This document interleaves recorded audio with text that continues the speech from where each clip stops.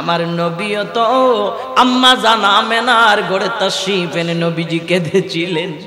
ইয়া রাসূলুল্লাহ, আপনি যখন আপনার মা আমেনার হুজুরা শরীফে তাশরীফ এনেছেন, নবীজি ওই দিন আপনি কেন কেঁদেছিলেন?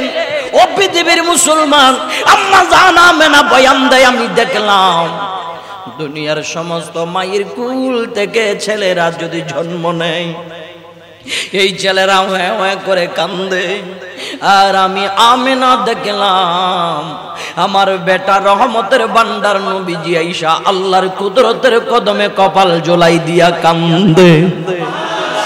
আমি আমেনার কান আমার নবীজির জবান মুবারকে যখন লাগাই দিলাম, আমার নবী সিজদা মুবারকে পড়িয়া আমার পোশাক লাগবে, আমার দম লাগবে, দৌলত লাগবে, এটা বলে বলে নবীর কোনো আরজি ছিল না।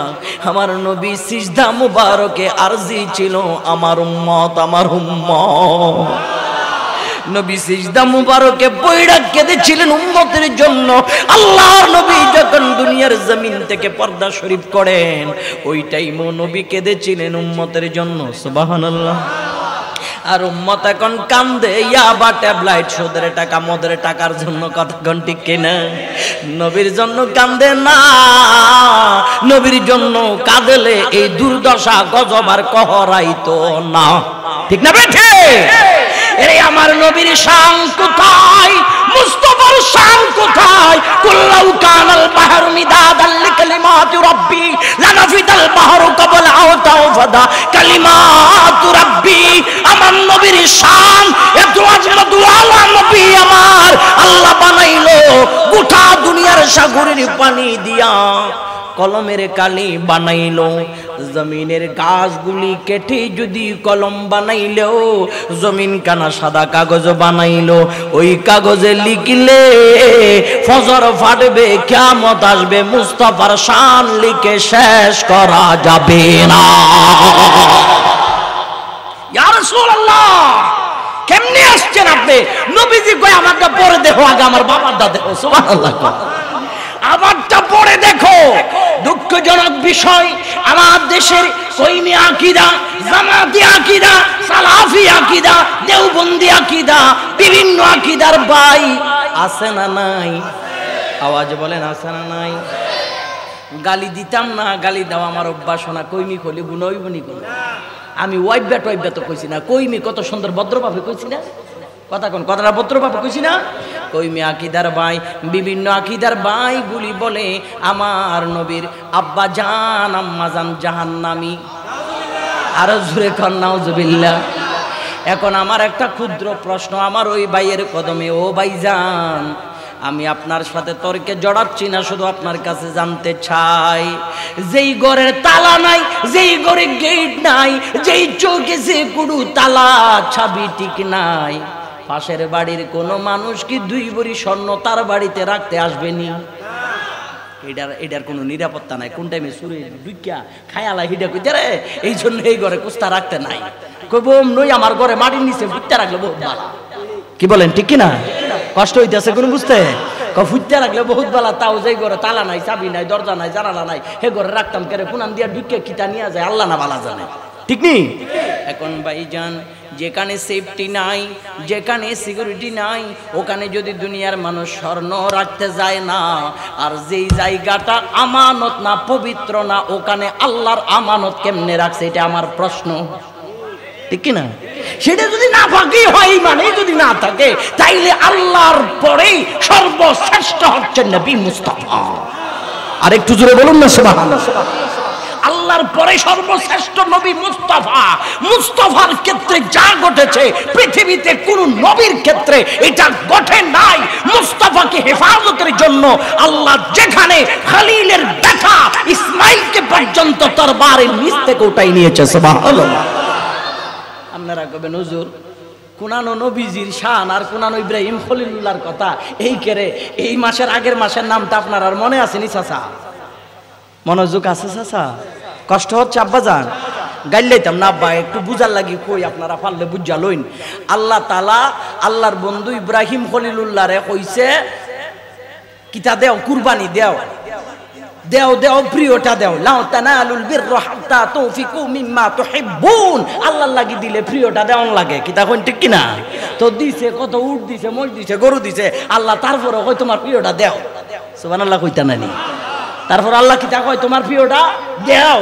এই কথা কওয়ার পরে ইব্রাহিম খলিলুল্লাহ বুঝা লাইছেন, ওহন আমার প্রিয় কিতা, আমি 80 বছর পরে বুড়া কালে যে ফুট পাইছি এটা তো আমার প্রিয়, ওই আল্লাহ চাইলে তো এইটাই চাইব, সুবহানাল্লাহ কইনা?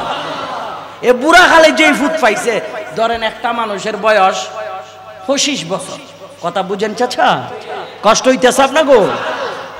একটা বেটার বয়স হয়েছে কত 25 বছর, বিয়া করছে 25 বছরে, 26 বছরে ফুলা পাইছে না, 30 বছরে পাইছে না, 35 বছরে পাইছে না, 40 বছরে যদি বেড়ায় যদি ফুলা একটা পায়, বেড়ার খুশিতে কি দেশের মানুষ থাকুন লাগবো? ফুলা পাইলে খুশি না নি? এবার 40 বছরে ফুলা পাইলে যদি অত খুশি, 80 বছরের বুড়া বেড়াই যদি ফুলা পাই কিতা খুশি, চিন্তা করে দেবে। এই টাইমে কি মানুষের কোনো যৌবন থাকে নি বা মাতন না করে? এই 80 বছর পরে যে ফুতরাই ফুতরে নিছে আল্লাহর দরবারে কুরবানি দেওয়ার লাগে। আজ জোরে হোক সুবহানাল্লাহ। কারণ আমার আলোচনার বিষয় তো ইহানো নাই, কারণ আমি সংক্ষেপে কইতাছি, মূলটা ওই আমার বিষয় হচ্ছে নবীজির আগমন। এখন নিচে নেওয়ার পরে ইব্রাহিম খলিলুল্লাহ তরবারি নিয়া শান দিয়া অমনই শান দিছে, বুঝেন কথা বুঝতেছেন চাচা? মানে দাঁড় দিছে, আর কিতা কইন আপনারা, দাঁড় নানি, দাঁড় দিয়া বেটা ইসমাইল জবিউল্লাহর তরবারি নিচে দি ফুটাইছে। ফুটানোর পরে ফুটে হয়, আব্বা আপনি আমার সুখো বাইন দিলেন, আপনার সুখো বাইন দিলেন, কারণ আপনার সুখে যখন আমার দেখবাইন, আমার সুখে যখন আপনারা দেখবো, বাপু দুইজনের মায়াই যদি হরি যাই কি আখতা মাওলার মায়া কমি যাইব কি, যাতে মাওলার প্রেমের ক্ষেত্রে কোনো ধরনের ত্রুটি যাতে না হয়। আপনি আমার দেখতা না, আমি আপনারা দেখতাম না, বাপ বেটার সুখ দুইটা বাইন দিলেন, সুবহানাল্লাহ। এখন কয় আব্বা উদাইতা না, আপনি আমার হাতও বাইন দিলেন, ফাও বাইন দিলেন, ফুট কেন? কারণ আব্বারে আপনি যখন তরবারি দিয়া আমার গলার উপর ছুরি চালাইবা, আখতা যদি নাড়াচাড়া করতে গিয়া আমার ফাও যদি নবুয়তের নবীর নুরানি শরীর মোবারকে লাগিয়া যায় কি, এটা তো আব্বা জান বিয়াদবি হয়ে যাইব কি।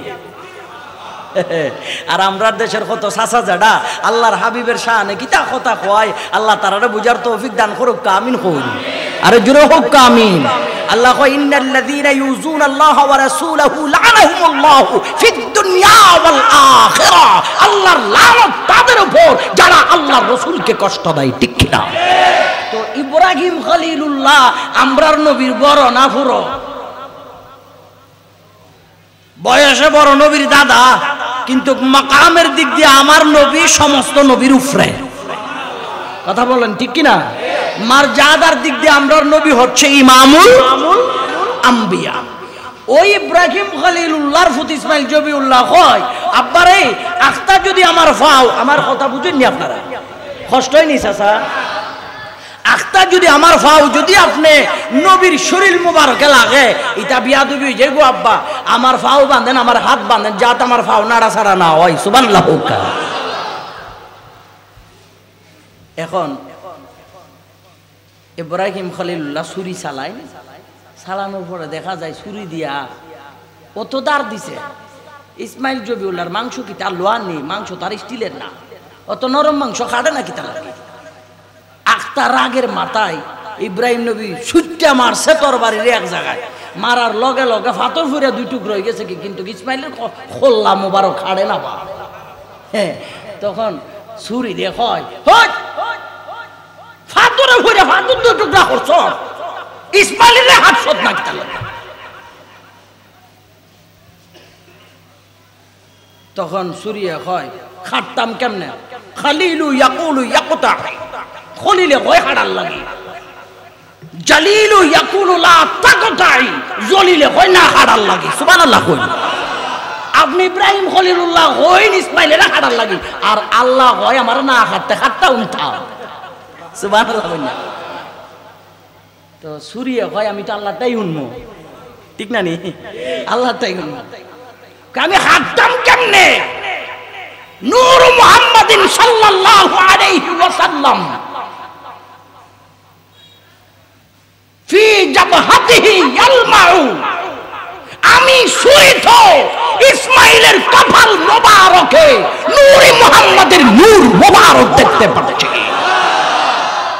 যে যেখানে নূরি মুহাম্মাদির নূর মোবারক দেখতে পাচ্ছি, আমি ছুরি তো সেখানে আর চলতে পারি না। আল্লাহু আকবার বলুন। নবীজির দাম। আমার ইদ্রিস আঙ্কেল আসছে, মারহাবা। আমার চাচাই, আমি গতবারে ওমান আসলাম, কত খেদমত করছে, বুড়া বেড়ায় নিজে গাড়ি চালাইয়া চালাইয়া ওমান ঘুরাই ঘুরাই দেখাইছে আমারে। এই মাস সেপ্টেম্বর ওমানে আসলাম গত বছর এই দিনে। আল্লাহ কবুল করুক, আমিন হোক। এখন আল্লাহ তাআলা কিতা কইছলাম, আল্লাহ তাআলা নূর নবীর মর্যাদা কত বেশি, যেখানে হিয়ানো নবীরে রাখে না। নবীরে বাঁচাবের লাগি আল্লাহ তাআলা খলিলের মাধ্যমে ইসমাইলের খল্লা হাঁটছে না। এখন আপনারা কইবেন, অনেকে প্রশ্ন করবেন, হুজুর নবীরে বাঁচানির লাগি যদি ইসমাইল জবিউল্লাহর গর্দান মুবারক না কাটে 10ই জিলহজ, তো 10ই মুহররম ইমাম হুসাইনের নুরানি গর্দান কাটছে কিতা? প্রশ্ন আছে না নাই?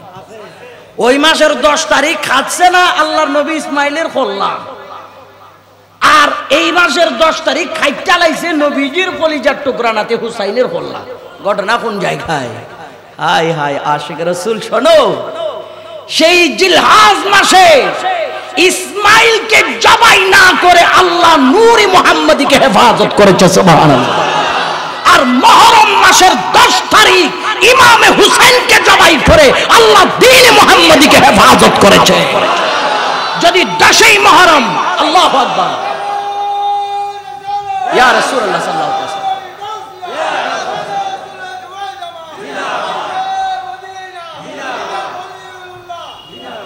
যদি ইসমাইল জাবিহুল্লাহ যদি তরবারে জবাই হইতো, আমরা নবী মুস্তাফারে পাইতাম না। আর যদি ইমামে পাক সাইয়েদনা হুসাইন জবাই না হতো, নবী পাকের দ্বীনকে আমরা পাইতাম না, ঠিক কিনা? এজন্য শায়ের বলে, কতনে হুসাইন আসলে মে মর গে ইজিদ হ্যায়, ইসলাম জিন্দা হোতা হ্যায় হার কারবালা কে বালা। তোমরা যারা ধারণা করো ইমামে হুসাইন মারা গেছে, এই ধারণা কইরো না। ইমামে হুসাইন জিন্দা জিন্দা জিন্দা। হুসাইনকে যারা শহীদ করেছে তারা কিয়ামত পর্যন্ত মুর্দা, ঠিক কিনা? হুসাইনের রওজা মুবারকে সোনালী গালিচা, আর এজিদের গর্তের উপরে গিরিল ওয়াকশাপ। এজিদের কবরের উপর কিতা? গিরিল ওয়াকশাপ। তাহলে চিন্তা করে দেখুন, দিনের লাগি যারা কুরবানি হয় তারা মরানা জিন্দা ওয়া সাসা। আমার কথা ছিল শুনানো, যারা হয় নবীর আব্বাজান ইমানদার না বেঈমান, এই নবীরে বাঁচাবার লাগি আল্লাহ ইসমাইল জবিউল্লাহর তরবারি থেকে বাজাইছে নবীর ফুলারে। আর সেই আল্লাহ কিতা অত পাগল হইছে, বেঈমানের ভেড়ের ভিতর আমার নবীরে ফাটাইব? মাথা না কিতাব। বুঝা যায় আমার নবীর আব্বাজান আম্মাজান ইমানদার, সুবহানাল্লাহ। আর জোরে কোন সুবহানাল্লাহ। যারার ইমান থাকবো এরা কোনোদিন আমার নবীজির আব্বাজান আম্মাজানের জাহান্নামী হইতে পারতো? আচ্ছা হইন চাচা, আমি আপনারা বুঝাই, এখনো 5 তালা বাড়ি করছে কোনো একটা বেড়া হই, 5 তালা বাড়ি করে আনাম গ্রামের মানুষের খানি উনিয়ে খাওয়াই, ঈদের সময় কোরবানির সময় গুস্ত খাওয়াই, সেমাই খাওয়াই, সব কটা খাওয়াই। যদি কেউ যদি আখতা যদি হয় বেড়া আমরা খাওয়াইলে কি তৈব, বেড়ার তো ফুট একটা আছে ভাঙা ঘর থাকে, এটা কি তা আসলে মানুষে বিশ্বাস করবো? এ বেড়ার খানি কত মানুষে খায়, 5 তালা বাড়ি কইরা বেড়ার ফুট কেমন আবার ভাঙা ঘরে থাকে, এটা কথা সুন্দর না। ঠিক বুঝা লইতাই আমার নবীজি ইমানদারের মাথা, ইমানদারের সরদার, ইমানের হেড।